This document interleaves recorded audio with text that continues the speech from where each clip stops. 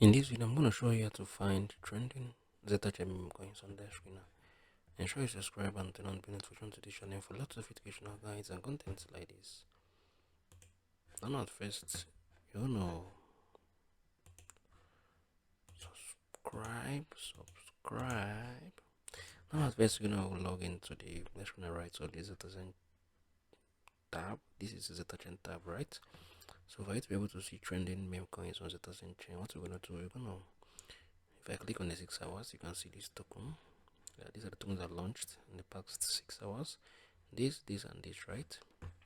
This has the market cap of $1 million, 588,583, right? So this is basically how you can find trending meme coins on the Zetachain chain.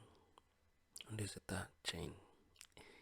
If you found this video helpful, please share this in the comment section. I'm gonna see you guys in the very next one.